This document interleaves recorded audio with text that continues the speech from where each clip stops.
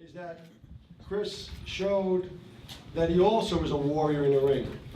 And he showed that in addition to having the character and background that he has outside the ring, he also has inside the ring. And you couldn't have wrote a better script. Chris Algieri got off the deck twice from the first round, had his eye completely closed, and yet he defeated one of the most fearsome fighters in the game, in Ruslan Provodnikov. So I say right now, you look back to the old great fighters, but I'm saying right now that I firmly believe a new star has been born in the boxing industry, and that's Chris Algieri. You can talk there, Chris. Talk me? Use the microphone. Oh, nice. Look at that. Can't see on that side, so. I always said Arturo Gatti was my favorite fighter in high school, but I never wanted to fight like him, and I think I might have turned it in for half a night. But yeah, no, it was just such a great opportunity. I'm so happy that this all came together the way it did. You know, Ruslan was the guy that nobody wanted to fight, and I had said that, you know, for me this wasn't just about a title. This wasn't about making more money than I've ever made. This isn't about the future, about making money. This is about me winning tonight. I was more concerned about coming out of here 20-0 than coming out of here a world champion. So for me, it's my competitive nature to want fights like this, and that's what kept me in this fight. You know, it was a lot of doubters going into this fight, how much I really wanted it. Ruslan kept talking about he would die in the ring, would I be willing to do that? And I think that I showed that I belong there as well, even though I didn't come from, you know, a torn, you know, childhood or upbringing. I came from the suburbs of Long Island. I don't have to fight. I fight because I love to fight. And if you didn't see passion in those 12 rounds, then I don't know what you were looking at. So I just want to thank everybody involved. I want to thank, you know, Joe and Artie and all the promotions that came together for this fight and gave me this opportunity. I want to thank the champion for taking a big risk and a gamble and taking this fight, coming here to New York, and putting this bad boy up. Chris Algieri, coming out of Chris Algieri, I say like this, you brought the sweet science of boxing tonight. Now coming back out of a kickboxing world, was there a time that you wanted to kick this cat in the face? No, I think my kickboxing days are over. I'm a boxer now. Dan. Artie, I wanted to know, maybe Joe will also. This is a mandatory fight. I'm wondering, does Ruslan have a rematch clause from this fight? There is, I don't think there is. Is there, Joe? There might be, but I'm not sure. There's Joe probably knows the contract. I think I'll tell you something more important than whether or not there's a rematch clause, is the fact that I don't remember actually, Dan.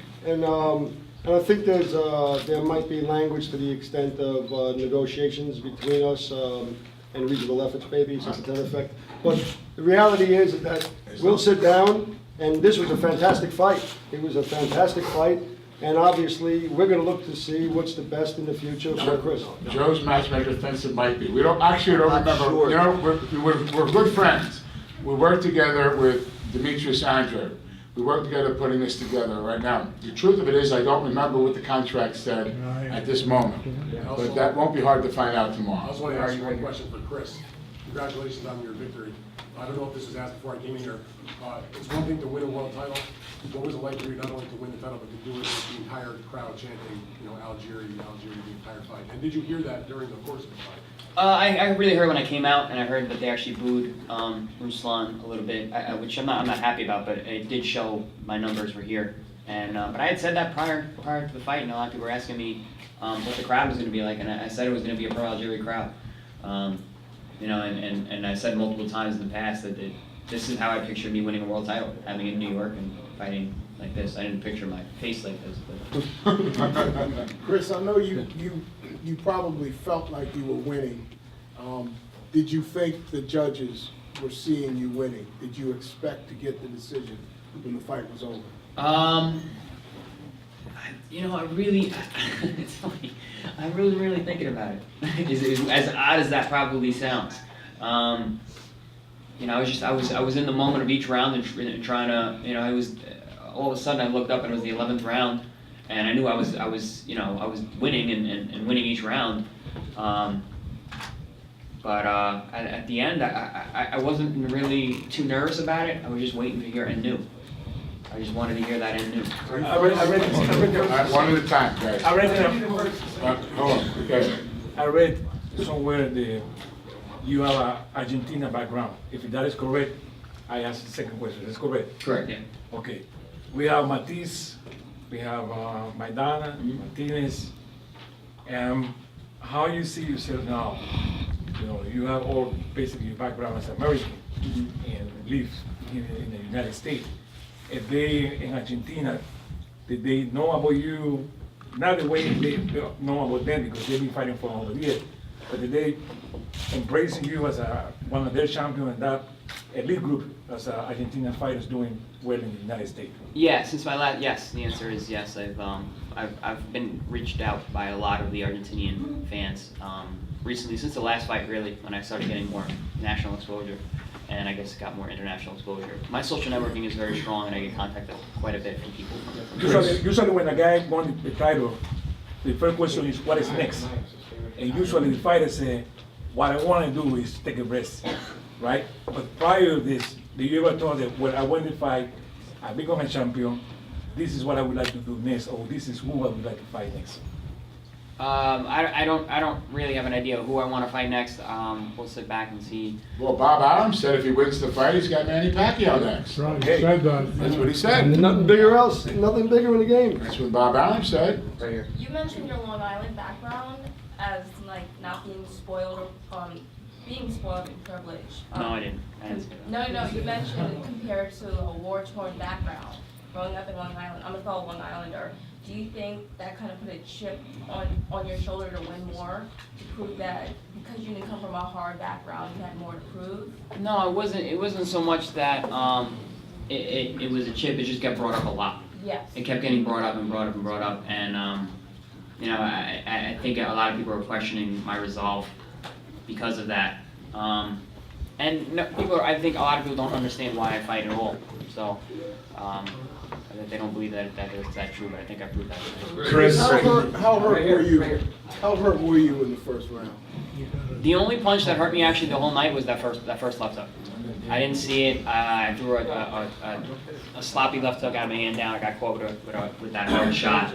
That put me down, and my eyes started swelling immediately. So that second night, I just took a knee to gather really what was going on in my eye, more so than actually gather my wits. Because my leg Chris, congratulations. One at a time. Okay. Chris, congratulations, okay? Thank you. 2 questions. I want to touch on your strategy for taking a knee in the first round, considering that was going to put you at a major deficit as the fight would prolong, okay? What was the logic behind that? And were there any concerns that you created an obstacle that may have been hard to overcome? It's harder to overcome getting stopped than it is overcoming a knockdown.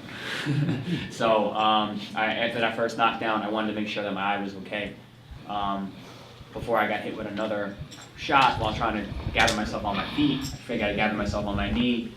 That way I don't get hit with another shot that could really have injured my eye and possibly ended the fight. And the last question, how much could you see out of the eye? I was good until about the 8th round. Couldn't see anything after the 8th? No, I could see it was starting to affect me after the 8th. By the 12th round, it was shut. I couldn't see. He hit me with a jab right in the beginning of the 12th round, and it was gone. Thank you. Okay.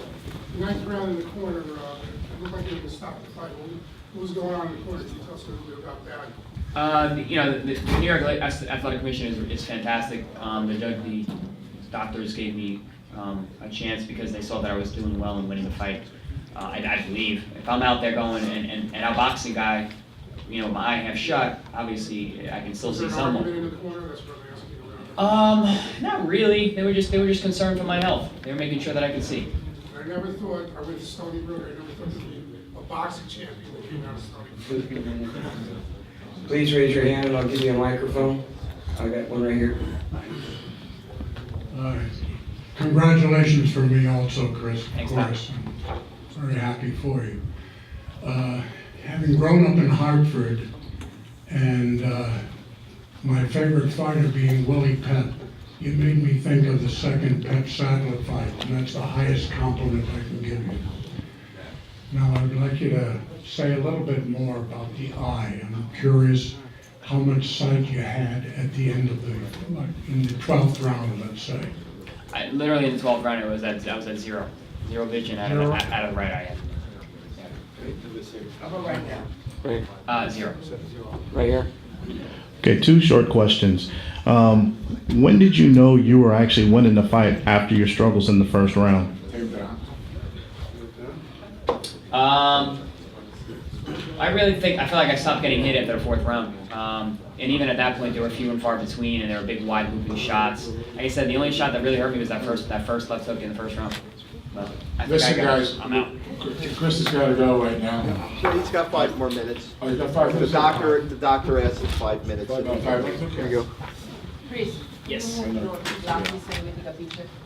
Can we do it?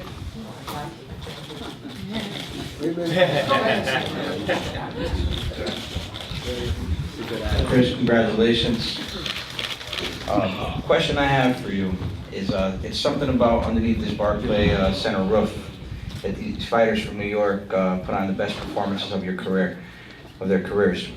Did it feel any different tonight fighting under here, and did it bring the best out of you like it has for the other New York fighters previously?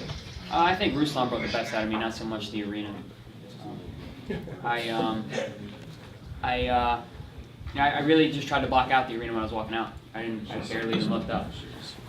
That's a tactic that I kind of developed at the Paramount because it gets so crazy in there, fighting in my hometown that I just don't even look up. So it's kind of the same thing.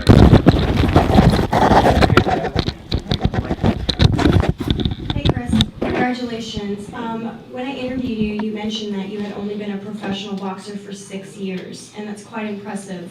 How does it feel? I mean, all other questions aside, how are you feeling right now, knowing that you've defeated all the odds and you're now a world champion? Good. Yeah, no, it's kind of hard to express that much feeling into words, but I don't know. I feel it's been a surreal. This whole thing, I've enjoyed every moment of it. I really have. Everything, all the whole build up, everything going on into this fight. I told Ron this the other day. I'm built for this stuff.